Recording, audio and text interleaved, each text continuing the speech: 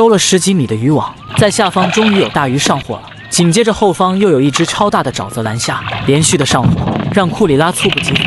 思索片刻后，还是决定先解除这只沼泽蓝虾身上的渔网。这种沼泽蓝虾也叫罗氏沼虾，是世界上体型最大的淡水虾。从这只罗氏沼虾的体型来看，目测应该有1斤左右，拥有一双细长的虾钳，是罗氏沼虾独有的一种特色。拆解网的过程中，还要防止收获上来的鱼儿挣扎逃脱。此时库里拉的香港脚终于可以派上用场。在香港脚的熏陶下，鱼儿直接失去了逃走的欲望，进入梦乡。为了不浪费这半米长的虾钳，库里拉主意将虾钳上的渔网一一解脱下来。别小看这种虾钳，里面的肉质也是非常鲜美的。放入船舱内就开始处理这条大货。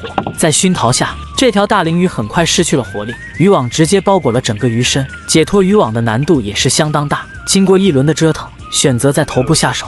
很快，鳞鱼从网内顺滑而下，成功收获了一只1斤重的罗氏沼虾和一条5、6斤的大鳞鱼。渔网不断的收回，又有一条罗非鱼成功到手。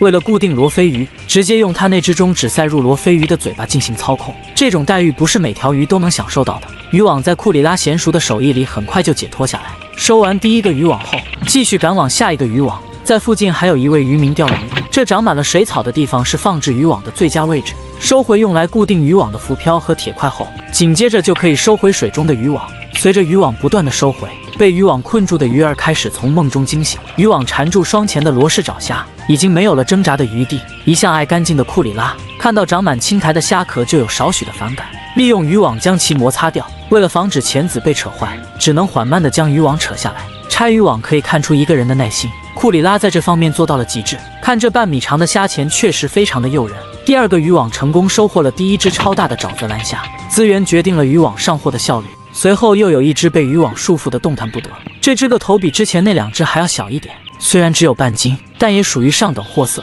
解脱渔网后，一同进入同一包间。在收取渔网的过程中，前方的水域竟然泛起了波澜，浮漂下方渔网必定有渔获在挣扎逃脱。为了方便下次下网，库里拉一边收回渔网一边整理。随着渔网不断的收回，浮漂下方的渔网被库里拉扯了上来，一双蓝色细钳瞬间映入眼帘，库里拉直接一手将其拽了上来。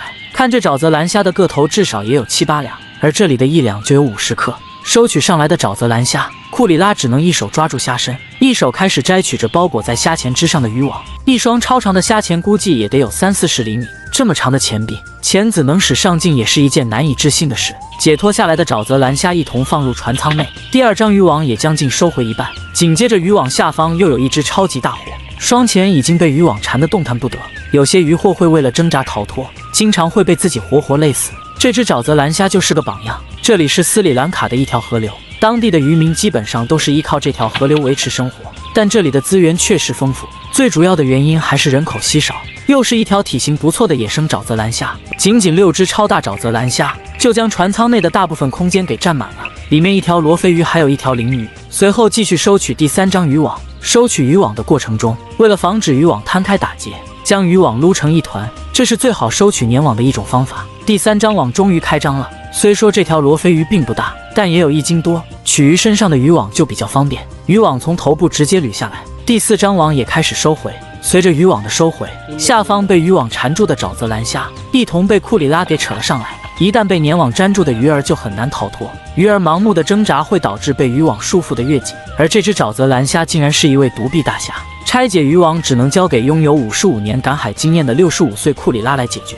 库里拉是一位有耐性而且非常细心的老渔民，这种野生巨型沼泽蓝虾成为当地渔民家常菜，在国内这种至少也得要上百1斤。沼泽蓝虾的手臂倒刺非常多，所以拆取渔网来也是比较困难。又一只半斤8两的沼泽蓝虾收入囊中，继续收回渔网。渔网的下方又来一只沼泽蓝虾，凡是发现身上有苔藓都会擦干净。沼泽蓝虾因为拥有一双修长的钳子而失去生命，又因为有一双修长的钳子而被称为淡水长臂大虾。头部的胡须也有30、40厘米，身上的渔网比较容易拆，而钳子上面的渔网就比较棘手。取下渔网后，将其放入船舱内，继续收回接下来的渔网。渔网下方又挂着一只超大的沼泽蓝虾，这只沼泽蓝虾跟刚收获到的第1只虾货不相上下，身上长满了绿藻。